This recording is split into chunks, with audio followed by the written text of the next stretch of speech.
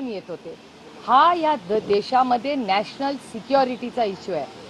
आपल्यासारखे लोक किंवा तुम्ही सगळे, तुमचा कॅमेरामॅन जर उद्या मुंबईला जायला निघाला, त्याला आधार कार्ड लागतं.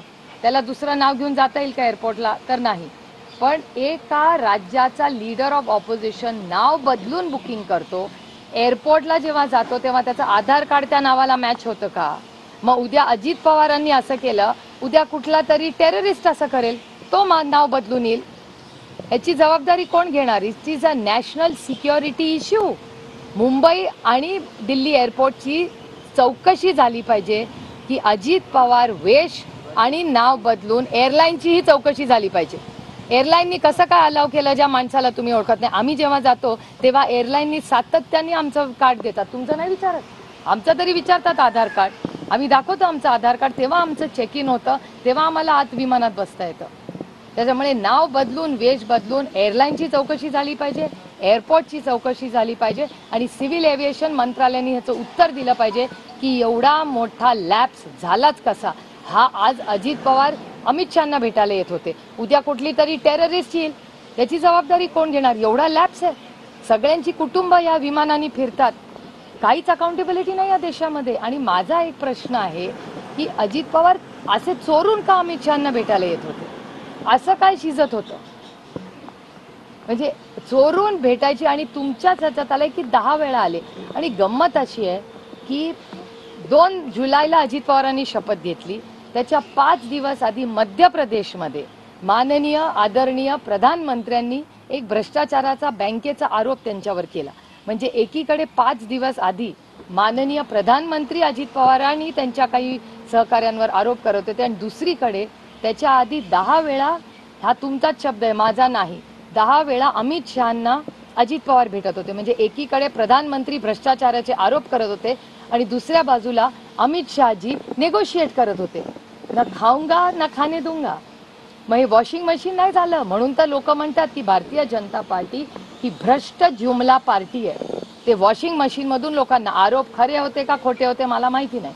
याचं उत्तर फक्त देवेंद्रजी देऊ शकतात, कारण का आरोप देवेंद्रजींनी आणि माननीय प्रधानमंत्र्यांनी केले. या प्रकारची काही मागणी संसदेमध्ये केली जाणार आहे का? याच्यामध्ये शरद पवार साहेबांनी देखील आम्हाला सांगितलं होतं आणि ते देखील सहभागी होते. आता ते सहभागी होत नाही भाजपसोबत येण्यासाठी. तर एकंदरीत अजित पवार हे एकटेच निगोशिएट करत होते हे स्पष्ट होतंय. म्हणजे पवारांचं नाव चर्चेसाठी सहभागी आहे असं वारंवार बोललं जातं. शरद पवार हे चर्चेत सहभागी होते पण शेवटी त्यांनी पायमागे घेतली अशी चर्चा होत होती. आता तुमच्या प्रश्नातच माझं उत्तर आहे ना.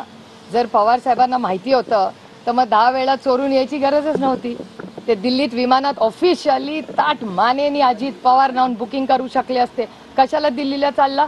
6 जनपथला चालले. What is the problem? त्यांच्या काकाचं तर घर होतं. दिल्लीला चोरून येण्यासारखं काय कारण? आणि दिल्लीला काय फक्त एकटे शरद पवार राहत नाही, बरेच लोक राहतात, कुणालाही भेटायला येऊ शकत होते. मोठे लेखक राहतात, मोठे पत्रकार राहतात, त्याच्यात काय दिल्लीमध्ये यायला चोरी कुठली?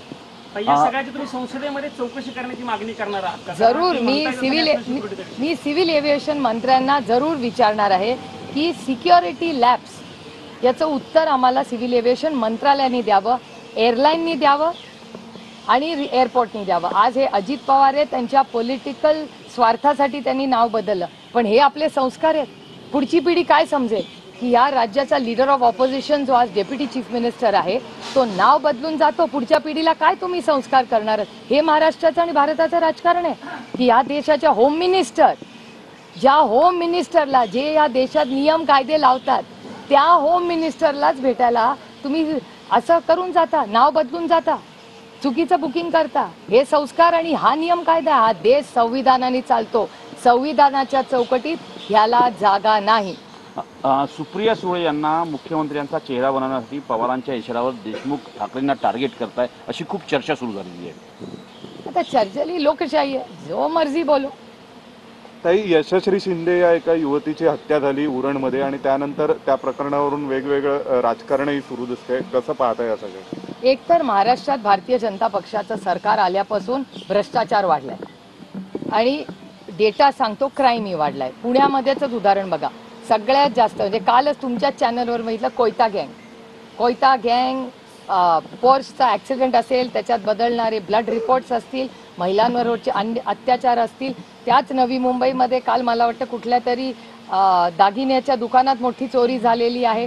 क्राईम हा माझा डेटा नाही आहे, हा ज्या होम मिनिस्टरांना अजित पवार खोटं नाव आणि वेश बदलूनच भेटायला आले होते त्याच होम मिनिस्ट्रीचा डेटा आहे की महाराष्ट्रामध्ये क्राईम वाढलेला आहे. केंद्रातही त्यांचं सरकार आहे, राज्यातही त्यांचं सरकार आहे. याचं उत्तर तुम्हाला त्यांना विचारायला पाहिजे, कारण का data speaks louder than words. Data सांगतोय की महाराष्ट्रामध्ये क्राईम वाढलाय. त्याच्यामुळे हे जी उरणची घटना ही अतिशय दुर्दैवी आहे. अशी घटना देशात कुठेच घडू नये आणि ती सातत्याने आपल्या महाराष्ट्रात घडते. ते महाराष्ट्राचं आणि आपलं सगळ्यांचं दुर्दैव आहे आणि complete failure of home ministry and government. गेल्या काही दिवसापासून अनिल देशमुख दररोज पत्रकार परिषद घेत आहे. ते काही लोकांना निशाणा करताय. ते फडणवीसांना निशाणा करताय की ठाकरेंना निशाणा करताय? ते निशाणा कुणालाही करत नाहीयेत, ते सत्य बोलतात. निशाणा कुणावरच नाही येतो. गैरसमज नसावे. दुर्दैव आहे की या देशात खरं बोललं की या तुम्हाला असं वाटतं टार्गेट करतायत. जे खोटे करून काय काय उद्योग करतायत त्याचा प्रश्न विचारायला पाहिजे, कारण का हा सुसंस्कृत देश आहे जो संविधानाने चालतो, कोणाच्या मर्जीने चालत नाही. आम्ही पार्लमेंटमध्ये नियम कायदे बनवतो आणि हा देश त्यांनीच चालला पाहिजे.